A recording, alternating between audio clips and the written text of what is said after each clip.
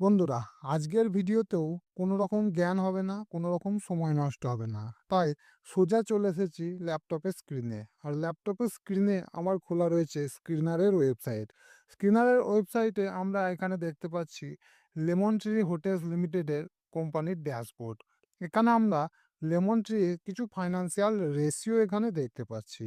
এই রেশিওগুলোর উপর ভিত্তি করে আমাদেরকে আজকের ভিডিওটা করতে হবে। অর্থাৎ আজকের ভিডিওতে আমি আপনাদের সামনে লেমন ট্রি হোটেল লিমিটেডের ফেয়ার ভ্যালুটা কত হতে পারে এটা আমি বের করে আপনাদের সামনে দেখাবো। তাই আজকের ভিডিওতে আমরা মূলত লেমন ট্রির ফেয়ার ভ্যালুটা দেখব কত হতে পারে, এবং ভিডিও শেষের দিকে আমরা যেরকম করি খেলার ছলে প্রাইস প্রেডিকশন করব।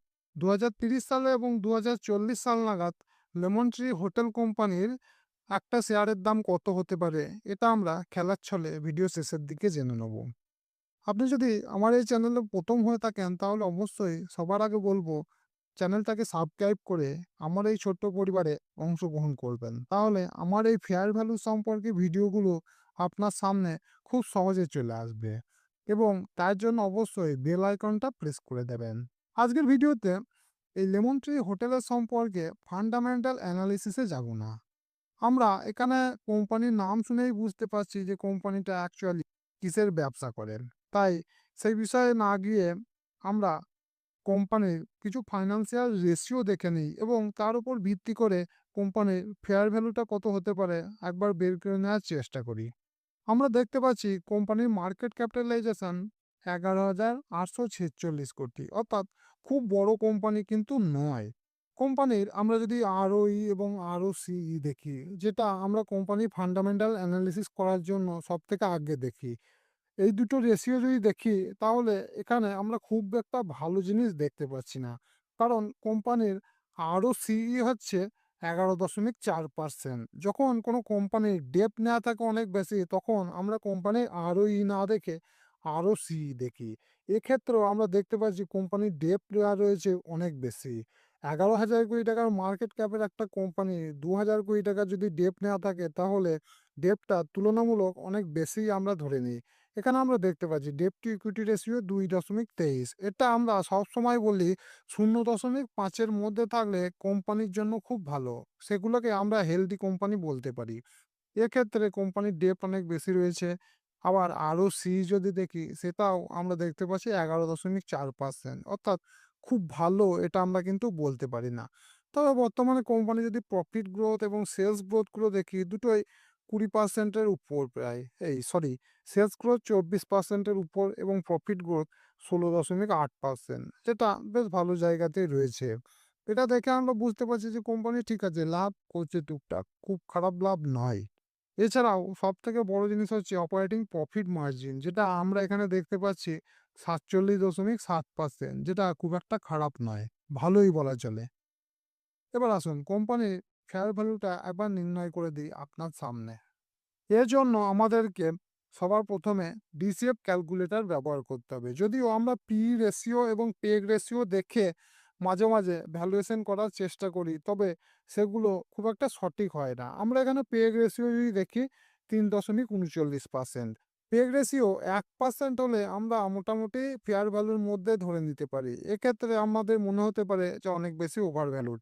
আবার পি রেশিও যদি দেখি, সেখানেও আমরা দেখতে পাচ্ছি ইন্ডাস্ট্রি পি রেশিও 37.0 আর কোম্পানির পি রেশিও 78, অর্থাৎ এটা দেখেও আমরা এখানে মনে করতে পারি যে কোম্পানি অনেক বেশি ওভার ভ্যালুড। আমরা অনেক বেশি নিখুঁত হতে গেলে আমাদেরকে ডিসিএফ ক্যালকুলেটর ব্যবহার করতে হবে। ডিসিএফ ক্যালকুলেটর ব্যবহার করে আমরা যে কোনো কোম্পানির ভ্যালুয়েশন করতে পারি, অর্থাৎ ফেয়ার ভ্যালু কত হতে পারে এটা আমরা বের করতে পারি। তাই সবার প্রথমে চলে যাব ডিসিএফ ক্যালকুলেটরে। ডিসিএফ ক্যালকুলেটরে ফিনোলজি ডিসিএফ ক্যালকুলেটরে আমাদেরকে সবার প্রথমে দিতে হবে initial free cash flow last 3 বছরের অ্যাভারেজ। এখানে আমার অ্যাড করা রয়েছে রেশিওটা সবার শেষে। এখানে আপনারা দেখতে পাচ্ছেন ফ্রি ক্যাশ ফ্লো 3 বছরের। এটাকে সবার প্রথমে অ্যাড করে নেবেন স্ক্রিনারের ওয়েবসাইটে গিয়ে বা স্ক্রিনারের অ্যাপ্লিকেশন ডাউনলোড করে। আমরা এখানে দেখতে পাচ্ছি 426 কোটি। এটা সবার প্রথম আমাদেরকে দিতে হবে। এরপর ডিসকাউন্ট রেট আমি সবসময় 15% নিয়ে এগোই, এক্ষেত্রেও 15% নিয়ে এগোবো। এরপর গ্রোথ রেট, প্রথম ৫ বছর কিরকম হারে গ্রো করতে পারে। দেখুন বন্ধুরা, যেহেতু একটা হোটেল বিজনেসের সাথে যুক্ত একটা কোম্পানি লেমন ট্রি, এবং এখানে আমরা জানি অনেক বেশি কম্পিটিশন রয়েছে। তা সত্ত্বেও আমরা যদি লেমন ট্রির প্রফিট লস স্টেটমেন্ট দেখি, প্রফিট লস স্টেটমেন্টে আমরা দেখতে পাচ্ছি কোম্পানি বেশ প্রচুর হারে কিন্তু গ্রো করছে। যেটা আমরা যদি ২০২১ সালে দেখি, যখন করোনা মহামারীর পরবর্তী সময় ২৫২ কোটি টাকার সেলস হয়েছে, সেখানে ২০২২ হয়েছে ৪০২, তারপর ৮৭৫, এখন বর্তমানে ১,১৬৮। তাই এটা থেকে আমরা দেখতে পাচ্ছি যে কোম্পানি বেশ ভালো হারে গ্রো করছে। তাই প্রথম ৫ বছর আমি ধরে নিতে পারি কোম্পানি ১৫% হারে গ্রো করবে। তার পরবর্তী ৫ বছর, এখানে আমাদেরকে দিতে হবে ৬ থেকে ১০ বছর, অর্থাৎ তার পরবর্তী ৫ বছর কিরকম হারে গ্রো করতে পারে। কোম্পানি যেহেতু অনেক ভালো গ্রো করেছে অতীতে, এবং কোম্পানির ভবিষ্যতেও গ্রোথ আছে বলে আমার মনে হয়, তাই আমি এক্ষেত্রে অনেকটা লম্বা সময়ের জন্য হয়ে যাচ্ছে, তাই ১০% মডারেট নিয়ে এগোবো। এক্ষেত্রে আমি অনেক বেশি রিস্ক নেব না। এরপর টার্মিনাল রেট। টার্মিনাল রেট আমি সবসময় ১% নিয়ে এগোই যখন অজানা কোনো কোম্পানি অ্যানালিসিস করি এবং যার ফান্ডামেন্টাল আমার খুব ভালো পছন্দ না হয়, সেই সমস্ত কোম্পানির ক্ষেত্রে আমি টার্মিনাল রেট সবসময় ১% নিয়ে এগোই। এক্ষেত্রেও আমি ১% নিয়েই এগোবো। কারণ কোম্পানির ডেপ্ট দেয়া রয়েছে অনেক বেশি। এবার আমাদেরকে দিতে হবে মার্কেট ক্যাপিটালাইজেশন। তার পরবর্তী ঘরে আমরা এখানে দেখতে পাচ্ছি।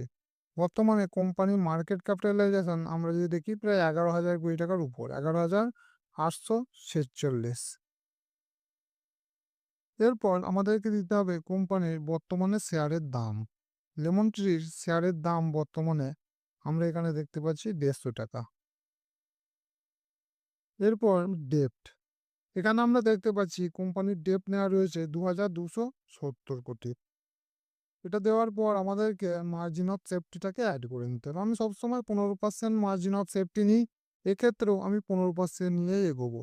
এরপর ক্যালকুলেট ডিসিএফ এ ক্লিক করতে হবে। ক্যালকুলেট ডিসিএফ এ ক্লিক করার পর আমরা এখানে দেখতে পাচ্ছি ডিসিএফ ভ্যালু পার শেয়ার এখানে দাঁড়িয়েছে ৳৫৩। আর আমরা এখানে দেখতে পাচ্ছি কারেন্ট শেয়ার প্রাইস হচ্ছে ৳১৫০। অর্থাৎ প্রায় ৩ গুণের কাছাকাছি শেয়ারের দাম। আমার হিসাব নিকাশ অনুযায়ী এবং ডিসিএফ ক্যালকুলেটর ব্যবহার করে সেখানে আমার আন্দাজ অনুযায়ী এই ১০%, ১৫%, ১% যাই বলুন না কেন, এগুলো সবই কিন্তু আমার আন্দাজের উপর ভিত্তি করে করা হয়েছে। আপনার ক্ষেত্রে কিন্তু এই সংখ্যাগুলো পরিবর্তন হতেও পারে। আপনারা নিজেদের মতো করে এই সংখ্যাগুলো দিয়ে তারপর ভ্যালুয়েশন করতে পারেন। আমি আমার মতো করে হিসাব করে এখানে আমি দেখতে পাচ্ছি বর্তমানে যদি শেয়ারটাকে আমি ৳৫৩ আশেপাশের দামে কিনতে পারি, তাহলে ফেয়ার ভ্যালুর মধ্যে পেতে পারি। আবার মার্জিন অফ সেফটি যদি এড করি তাহলে ৳৪৫, অর্থাৎ ৳৪৫ মধ্যে আমি যদি শেয়ারটা কিনতে পারতাম, তাহলে আমি এখানে থেকে লাভ পাওয়ার সম্ভাবনা অনেক বেশি পেতাম। কারণ আমি শেয়ারটাকে মোটামুটি ফেয়ার ভ্যালুর মধ্যে পেয়ে যেতে পারতাম। কিন্তু বর্তমানে যেহেতু শেয়ারের দাম ৳১৫০, আমার হিসাব নিকাশ অনুযায়ী বর্তমানে শেয়ারের দাম অনেক বেশি ওভার ভ্যালুড। বন্ধুরা, এই ভিডিওটা থেকে যদি একটু কিছু শিখে থাকেন, তাহলে অবশ্যই বলবো ভিডিওটাতে একটা লাইক করবেন। আর অবশ্যই যেন আপনার পছন্দের কোম্পানির নাম আমাকে কমেন্টে জানাবেন। আপনার পছন্দের কোম্পানিগুলো থেকেই আমি কিন্তু ভিডিওগুলো করব, এবং আপনার পছন্দের কোম্পানি নিয়ে আমি সেই কোম্পানির ফেয়ার ভ্যালু এবং প্রাইস প্রেডিকশন করব। যেগুলো হয়তো আপনারও সুবিধা হবে। আপনার এই শেয়ারগুলো সম্পর্কে কিছু মতামত হয়তো আপনি পেয়ে যাবেন, এবং কোম্পানির ফেয়ার ভ্যালু কত হতে পারে এটাও আপনি একটা আন্দাজ করতে পারবেন আমার এই ভিডিওগুলো দেখে। তাই অবশ্যই আপনার পছন্দের কোম্পানির নাম যেন আমাকে কমেন্টে অবশ্যই জানাবেন। তাহলে আমাকে অনেক বেশি খাটাখাটনি করে কোম্পানির নাম খুঁজে আনতে হবে না। আপনাদের কমেন্ট থেকেই আমি এই নামগুলোকে নিয়ে বা কোম্পানিগুলোকে নিয়ে সেগুলো অ্যানালিসিস করে ভিডিও করতে পারবো। এই সমস্ত ভিডিওগুলো যেগুলো আপনারা দেখছেন, এগুলোও আপনাদেরই কমেন্টে থেকে নেওয়া আমার এই কোম্পানিগুলোর নাম। তাই অবশ্যই আপনারাও কমেন্ট করবেন, তাহলে আপনাদের পছন্দের কোম্পানি নিয়েও আমি ভিডিও নিয়ে হাজির হব। আর অবশ্যই চ্যানেলটাকে যেন সাবস্ক্রাইব করে রাখবেন। কমেন্ট করার পর চ্যানেলটা অবশ্যই যেন সাবস্ক্রাইব করবেন, তাহলে ভিডিওগুলো যখন পোস্ট করব তখন আপনার কাছে সবার আগে পৌঁছে যাবে। এবার আমরা খেলার ছলে কোম্পানির প্রাইস প্রেডিকশন করব। প্রাইস প্রেডিকশন করতে গেলে আমাদেরকে লামসাম ক্যালকুলেটর ব্যবহার করতে হবে। সবকিছুই কিন্তু মজার জন্য। এখানে কোনো কিছু যেন সিরিয়াসলি নেবেন না। প্রাইস প্রেডিকশন জিনিসটাই হচ্ছে এমনই জিনিস, এখানে কোনো কিছুর গ্যারান্টি দেওয়া যায় না। তার উপরে আমি যেভাবে করব তার তো কোনো ভিত্তিই নেই। তাই একবার দেখে নিন, তাহলে আপনি নিজেই বুঝতে পারবেন এবং হাসবেন। আমি লামসাম ক্যালকুলেটর ব্যবহার করে মাঝে, মাঝে প্রাইস প্রেডিকশন করার চেষ্টা করি। ১ম এ আমাদেরকে দিতে হবে ইনভেস্টমেন্ট অ্যামাউন্ট। এখানে আমাদেরকে কোম্পানির শেয়ারের দাম দিতে হবে। যেটা আমরা দেখলাম ৳১৫০। ৳১৫০ শেয়ারের দাম। এবার ২০৩০ সালের জন্য যদি আমি ১ম প্রাইস প্রেডিকশন করি, তাহলে ২০২৪ সাল প্রায় শেষ হতে চলল। এবার ২০২৫ পড়বে। তাহলে ২০২৫, ২৬, ২৭, ২৮, ২৯, ৩০ অর্থাৎ ৬ বছর সময় আমাদের সামনে আছে। তাই আমাদেরকে টেনিউরের জায়গায় ৬ বছর দিতে হবে। এরপর আমাদেরকে এক্সপেক্টেড রেট অফ রিটার্ন দিতে হবে। দেখুন বন্ধুরা, আমরা বিগত কয়েক বছর ধরে দেখতে পাচ্ছি, অর্থাৎ কোম্পানির প্রফিট লস স্টেটমেন্ট যদি দেখি, সেখানে আমরা দেখতে পাচ্ছি যে কোম্পানি বেশ ভালো হারে গ্রো করছে। তাই আমি এখানে ধরে নিচ্ছি আগামী ৬ বছর কোম্পানি ২০% হারে গ্রো করবে বা ২০% হারে আমাদেরকে রিটার্ন দেবে। এটা করে আমরা যদি দেখি, তাহলে আমরা এখানে দেখতে পাবো ২০৩০ সাল নাগাদ কোম্পানির শেয়ারের দাম হবে ৳৪৪৭। যদি কোম্পানি আমাদেরকে ২০% হারে রিটার্ন দেয়, তাহলে ৳৪৪৭ একটা শেয়ারের দাম হবে।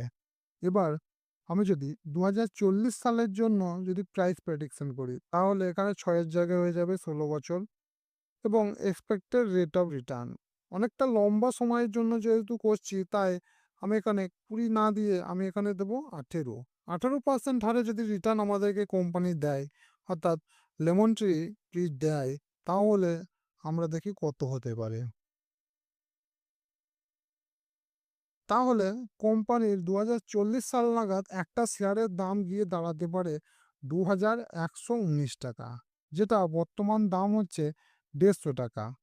৳১৫০ এখন আপনি একটা শেয়ার কিনতে পারবেন এবং এই শেয়ার যদি আপনি একটা কিনে থাকেন, তাহলে ২০৪০ সাল নাগাদ এই কোম্পানির শেয়ারটার দাম আপনার হয়ে যাবে ৳২,১১৯।